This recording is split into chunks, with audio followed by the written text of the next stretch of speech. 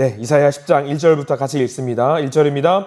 불의한 법령을 만들며 불의한 말을 기록하며 가난한 자를 불공평하게 판결하여 가난한 내 백성의 권리를 박탈하며 과부에게 토색하고 고아의 것을 약탈하는 자는 화 있을진저. 벌하시는 날과 멀리서 오는 환난 때에 너희가 어떻게 하려느냐? 누구에게로 도망하여 도움을 구하겠으며 너희의 영화를 어느 곳에 두려느냐? 포로된 자 아래에 굽으리며 죽임을 당한 자 아래에 엎드러질 따름이니라. 그럴지라도 여호와의 진노가 돌아서지 아니하며 그의 손이 여전히 펴져 있으리라. 아멘. 오늘 이 말씀 가운데 하나님의 은혜가 넘치길 간절히 기도하고 소망합니다. 우리 기도하는 마음으로 먼저 고백합니다. 하나님과 동행하겠습니다. 아멘. 옆 사람 축복하면서 하나님과 동행하십시오. 하나님과 동행하시는 날, 복된 날 되길 간절히 소망하고 기도합니다. 이사야 10장 말씀을 보게 됩니다. 이사야는 기본적으로 심판과 회복에 대한 말씀이 기록이 되어 있다라고 계속 말씀을 드렸습니다. 사람은 심판보다 회복을 더 좋아합니다. 심판은 없기를 바라죠. 근데 분명한 것은 심판이 없으면은요, 회복도 없다라는 사실입니다. 심판과 회복은 같이 있어야 돼요. 반드시. 좋은 대학을 가기 위해서 수험생이 열심히 공부를 합니다. 필요한 것은 무엇일까? 좋은 대학을 가기 위해서 자기 실력을 뽐내는 것이 필요합니다. 시험이 필요한 거지요. 시험이 없으면은요, 자기 실력을 드러내지 못한다라면은요, 원하는 대학에 갈 수가 없습니다. 마찬가지예요. 좋은 일자리를 구하는 청년이 있다라고 생각을 해 보십시오. 자기 능력에 대한 감정을 받아야 돼요. 반드시 받지 않으면 안 됩니다. 인정을 받아야지만이 좋은 일자리를 구할 수 있는 거지요. 하나님의 구원 섭리도 마찬가지입니다. 회복, 구원을 받으려면요, 회복을 받으려면 반드시 무엇이 있어야 되는가? 심판이 있어야 합니다. 같이 있어야 돼요. 어떤 사람은 교회 다니는 분들 중에 이런 분들도 계십니다. 심판은 싫습니다. 목사님, 회복만 있었으면 좋겠습니다. 구원만 있었으면 좋겠습니다. 아니요, 이거는 말이 안 되는 거예요. 반드시 심판이 있어야 됩니다.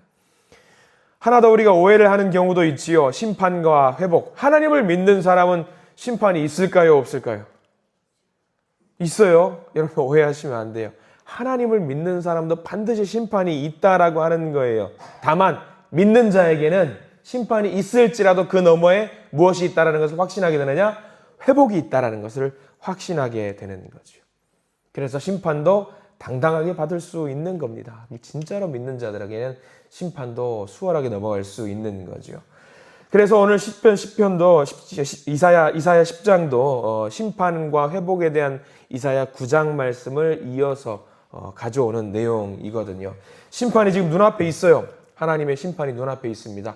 아수르라고 하는 거대한 제국이 아람을 물리치고 북이스라엘을 물리치고 이제 유다 앞에 와 있는 상황이에요.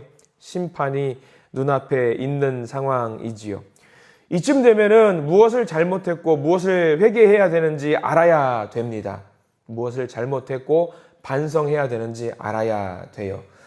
그런데 이제 무엇을 잘못했는지 지금 유다 백성들이 모르고 있는 거예요. 그래서 하나님께서 이 유다 백성들을 향해서 조목조목 알려주시는 거죠.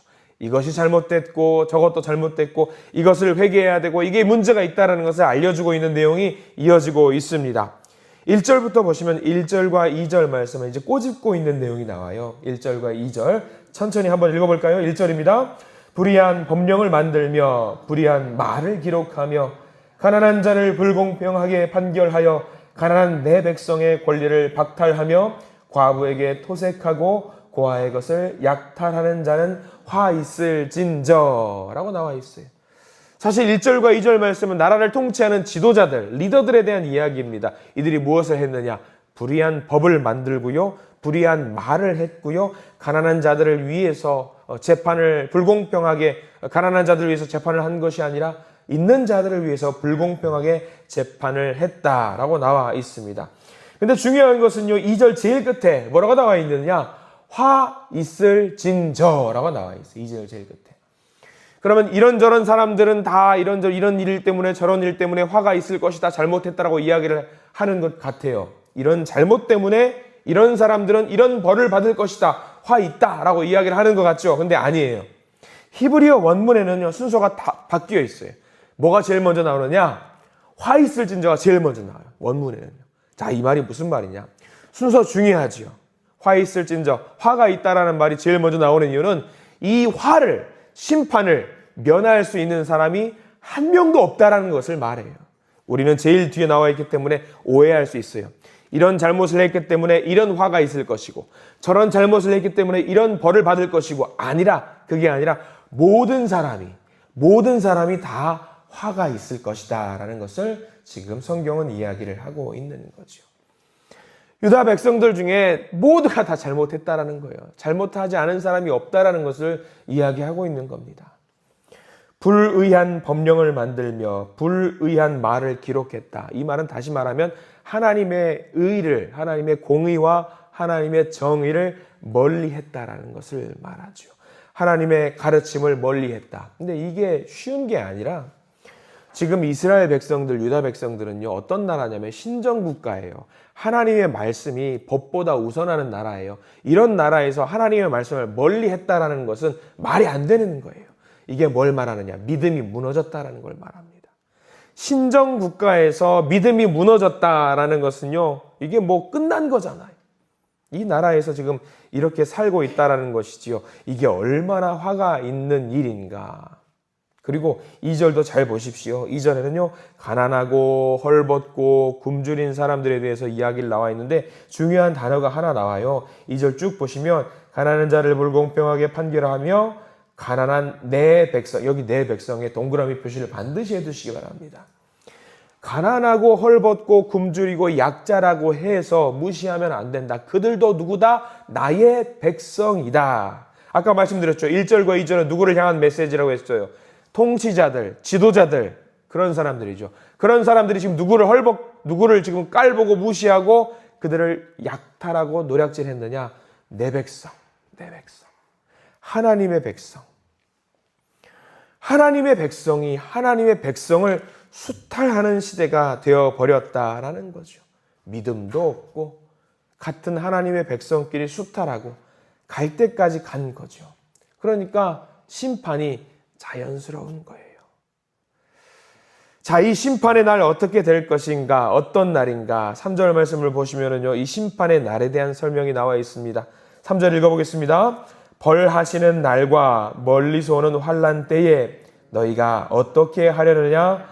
누구에게로 도망하여 도움을 구하겠으며 너희의 영광을 어느 곳에 두려느냐? 벌하시는 날, 심판의 날, 벌받는 날이죠. 근데 벌받는 날이 어떻게 온다라고 나와 있냐면 멀리서 온다라고 나와 있습니다. 이게 무슨 말인가? 여기 밑줄 그으셔도 됩니다. 멀리서 오는 날. 멀리서 오니까 어때요? 우리들이 보기에는 멀리서 온다라는 것은 다 보고 있다라는 얘기예요. 천천히 지금 오고 있는데 그거를 다 보고 있어요. 다 본다라는 것은 무엇을 말해요? 예측이 가능하다라는 것을 말합니다. 시험 시간에 선생님이 알려줘요. 여기서 시험 문제 다 나온다? 거기만 공부하면 되는 거죠. 그것만 보면 되는 거예요. 지금 멀리서 그게 오고 있어요. 시험이 오고 있어요. 그러면 이게 예측이 가능해요. 어느 날 갑자기 짠 나타나는 게 아니라는 말이에요. 빤히 다 보여요. 그러면 빤히 다 모이면 우리는 뭐 할 수 있어요? 그 심판에 대해서 대비할 수 있어요.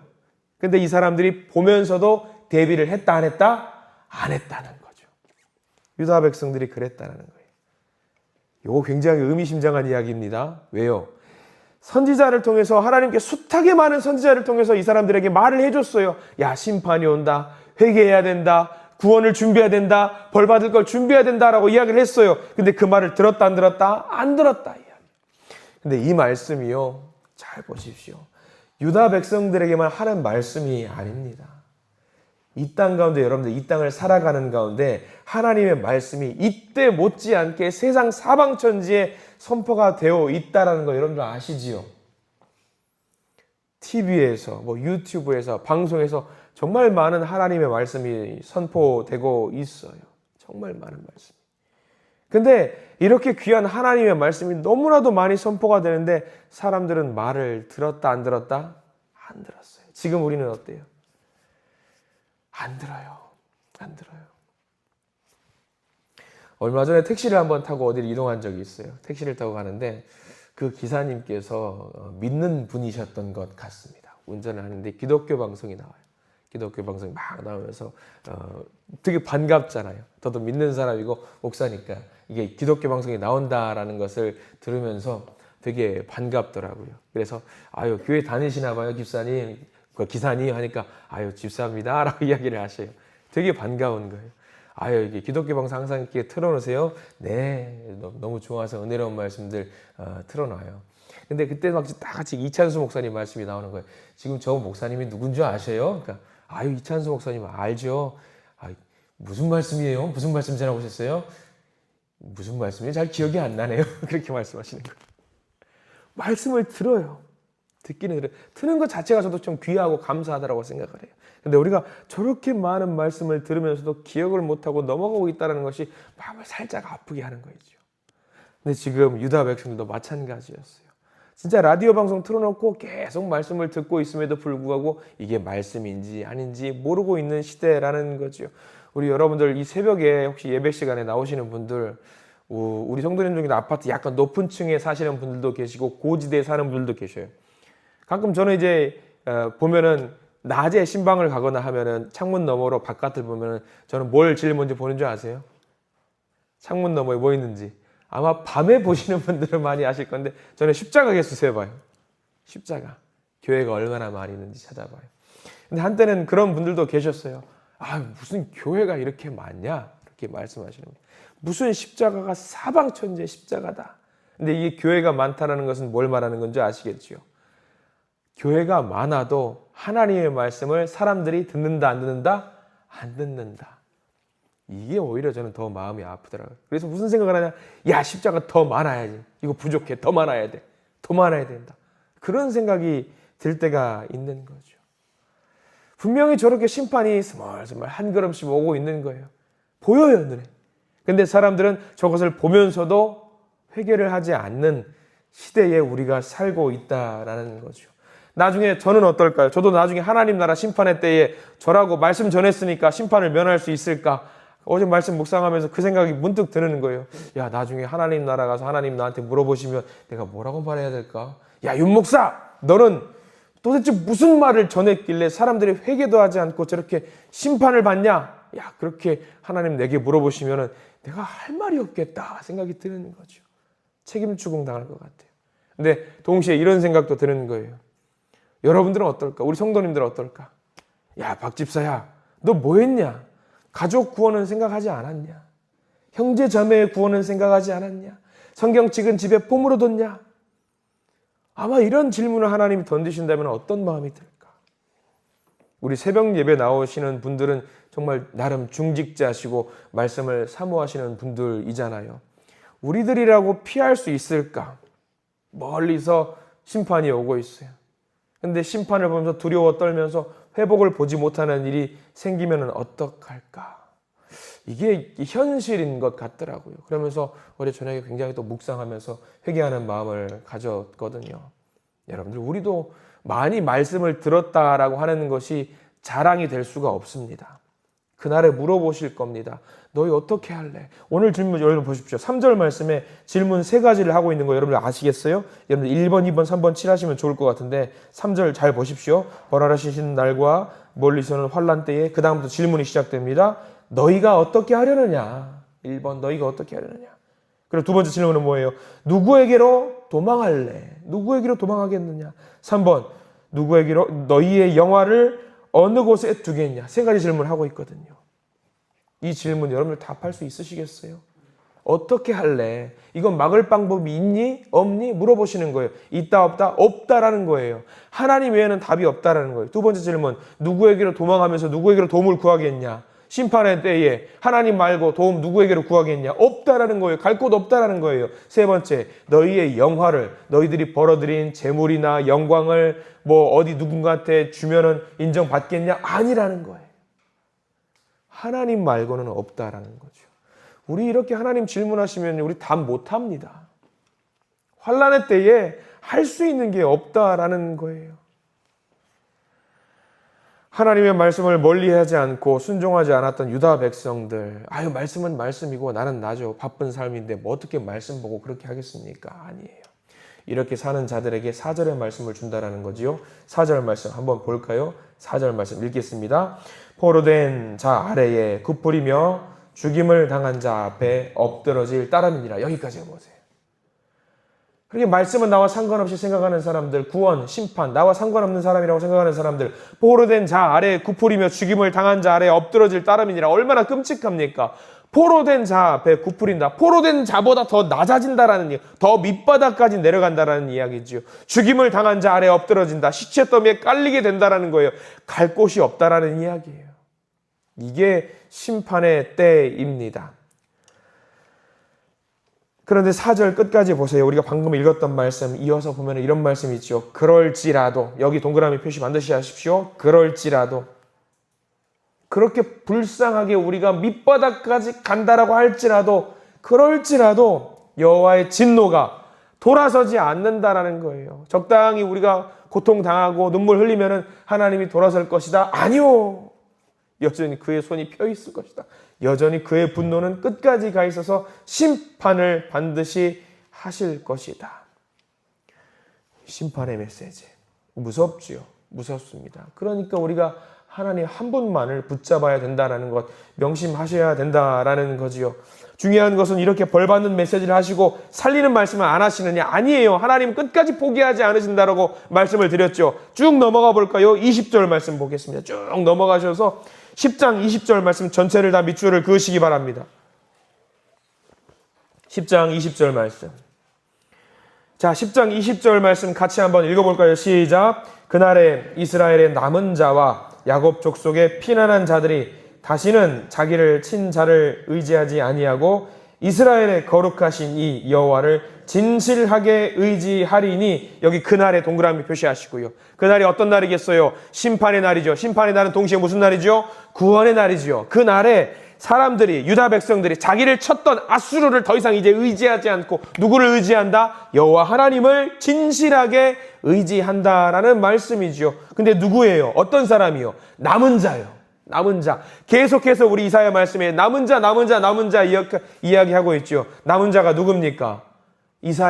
지금 선지자, 이사야 선지자의 큰아들 이야기 기억하시죠? 스알야숲이라는 남은 자는 돌아올 것이다. 21절도 읽어볼게요. 시작. 남은 자, 곧 야곱의 남은 자가 능하신 하나님께로 돌아올 것이라. 아멘. 남은 자가 돌아온다라는 거예요. 여러분들 남은 자가 되셔야 합니다. 세상이 멸망하고 심판에 있을지라도 우리는 하나님을 믿는 그 남은 자, 하나님이 찾으시는 남은 자가 되셔야 한다라는 거지요. 여러분들 이 말씀 참 귀한 말씀이에요. 이사야 말씀은요, 심판만 있지 않아요. 반드시 이렇게 회복에 대한 이야기도 같이 주신다라는 거예요. 여러분들 남은 자가 되셔야 됩니다. 오늘 하루 삶이 주어졌어요. 일어나셨어요. 이제 여러분들 어떻게 사시겠습니까? 저 멀리서 한 걸음, 두 걸음 심판이 오고 있어요. 그 심판만 보면서 어떻게 벌벌 떨며 있으실 겁니까? 아니요. 우리가 남은 자가 되겠습니다. 하나님 남은 자를 살려주신다고 약속하셨으니 남은 자가 되어서 하나님의 뜻을 받들어 모시고 하나님의 뜻대로 살아가겠습니다. 이렇게 고백을 해야 됩니다.